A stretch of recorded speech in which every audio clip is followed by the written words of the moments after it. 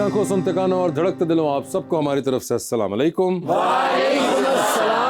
क्या हाल चाल? आप क्यों नहीं रंग पहनते? वो देखें कितने कलरफुल कपड़े पहन कर आई हैं और आप यंग है, ये भी यंग है, मैं जरा बुजुर्ग आदमी हूँ। बुजुर्ग नहीं है, आप तंग हैं।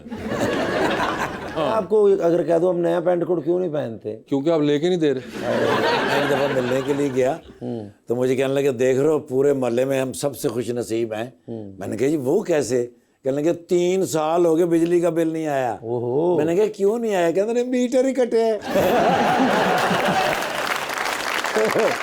बस भाई अगर अचानक जे ना हाजिर होया ते घबरा के उन्होंने कह रहे कल ही आए जे बच्चे नहीं नाल लगे।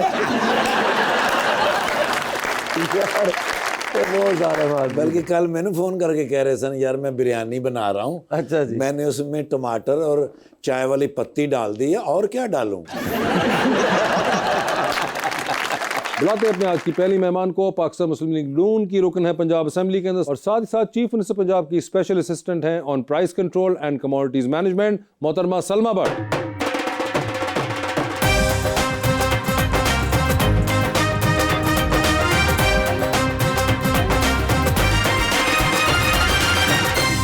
उनका साथ देने के लिए हमारी दूसरी मेहमान एक्ट्रेस एंड मॉडल मलाइका रियाज।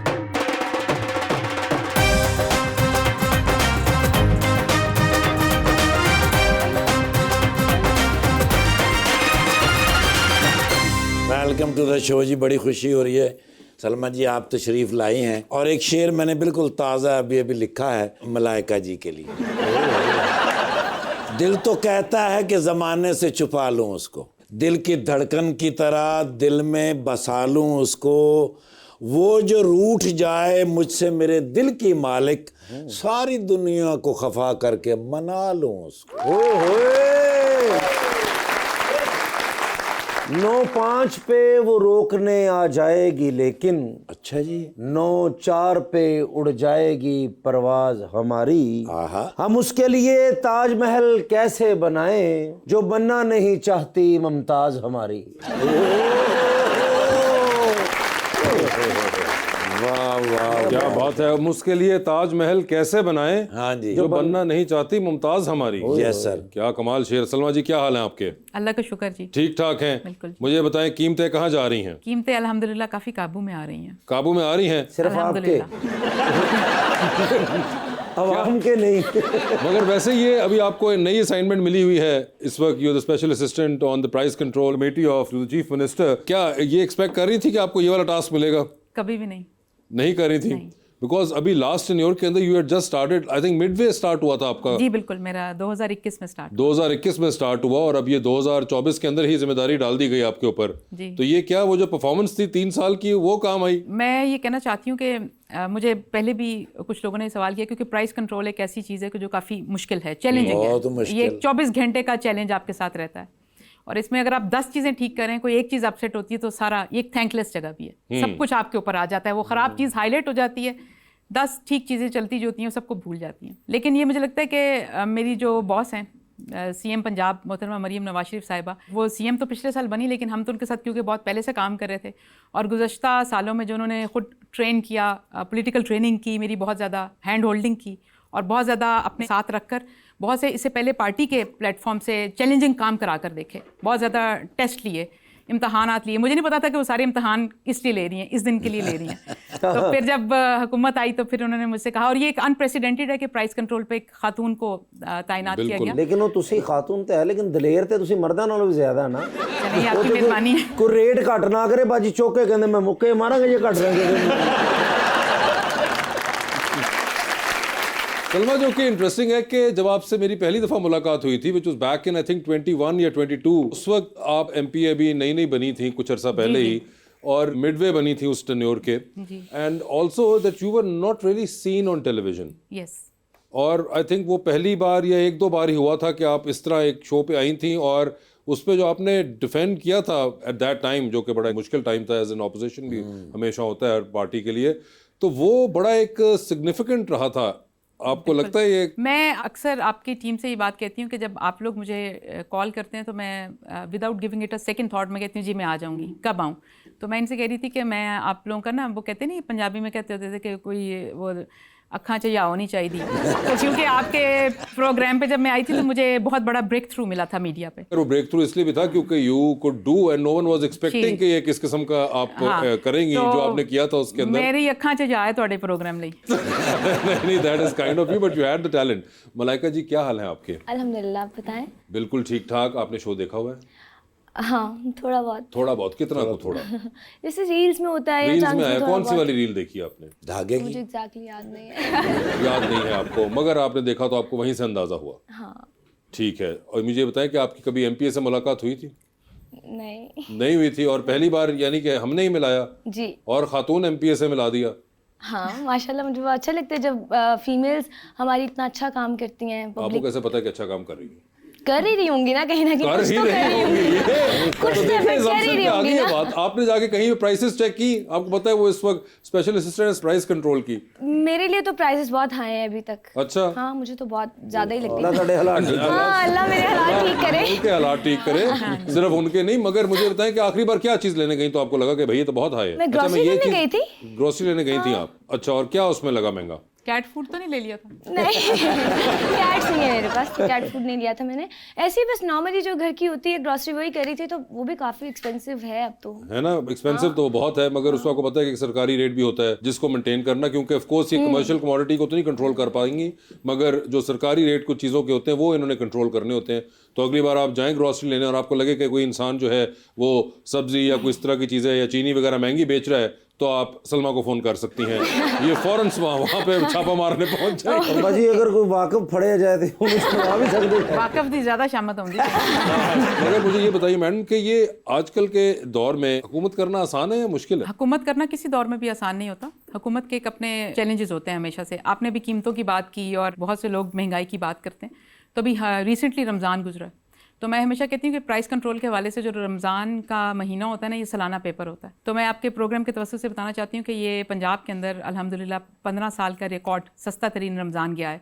जब आप आलू प्याज टमाटर की बात करते हैं, आप पूरे रमज़ान देख लें, जो आपको टमाटर आलू प्याज और लीमू, ये चीज़ें जो है कोई भी 100 रुपये से बाहर नहीं मिली। मैं ये गारंटी से कह सकती हूँ कि आलू प्याज टमाटर 100 रुपये के नीचे मिला। तो लीमू होता था ना हमेशा रमज़ान में 450, 500, 600 रुपये किलो होता था।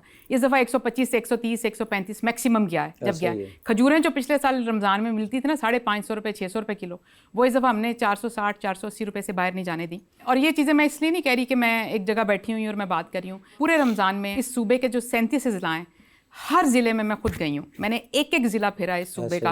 37 जिले फिरे हैं जी, मैंने रमजान, यानी कि रमजान सारा सूबे भर में जी, गुजारा? मैंने रमजान से 2 दिन पहले, क्योंकि बाइंग शुरू हो जाती है बहुत ज्यादा, तो हमारा फोकस एसेंशियल कमोडिटीज होता है जिसमें आलू प्याज टमाटर लीमू खजूरें चिकन और इस तरह की ज़रूरी अशिया जो होती हैं, हांडी पकाने वाली जो हर घर की 2 वक्त रोटी और हांडी की ज़रूरत होती है, वो हमारा फोकस होते हैं। दालें होती हैं जैसे, तो उसमें रमज़ान से 2 दिन पहले शॉपिंग क्योंकि शुरू हो जाती है, तब से लेकर दूसरे रोज़े तक मैं लाहौर रही थी हमारे, क्योंकि लाहौर में 10 रमज़ान बाजार लगे हुए थे।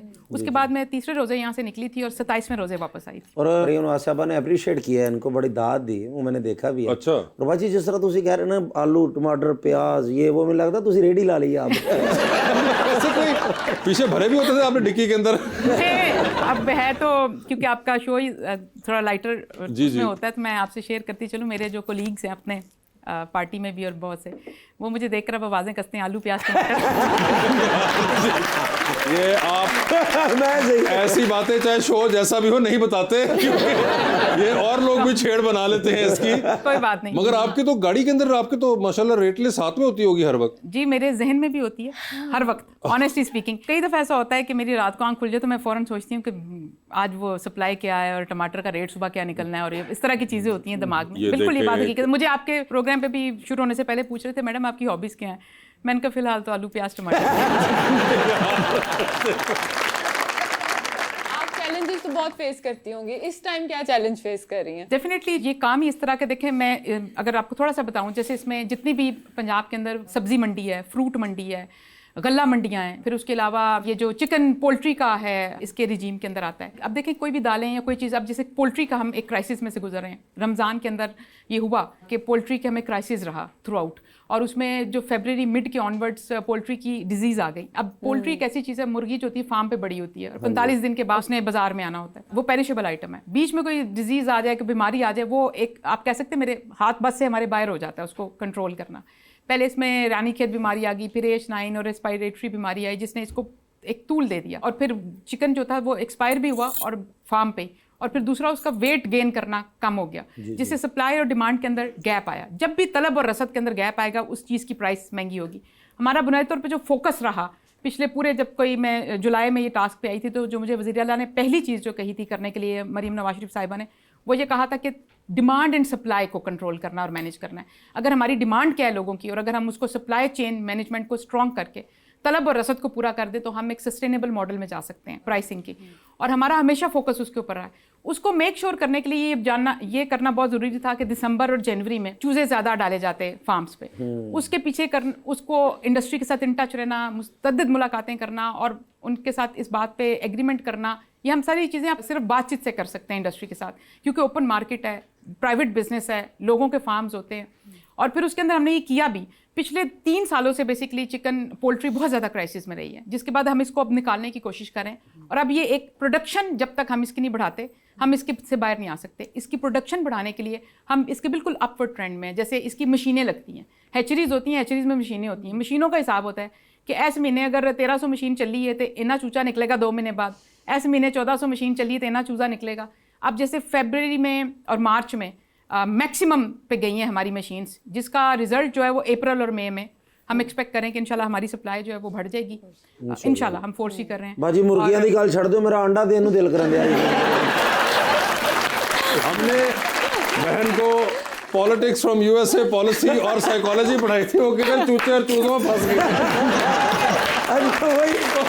मैंने सोचा था कि आप आखिर में चूचे और चूजों की ये सवाल मुझसे बहुत लोग करते हैं। और मैं ये कहूँगी कि मुझे खुद भी मालूम नहीं था कि पिछले 4-5 सालों में जिस तरह से, जब मरीम नवाज शरीफ साहबा चीफ ऑर्गेनाइज़र बनी पार्टी की, और उससे पहले भी जिस तरह से मुझे जिस खदोखाल पे ट्रेन करी थी, हमेशा मुझे बहुत चैलेंजिंग टास्क दिया करती थी।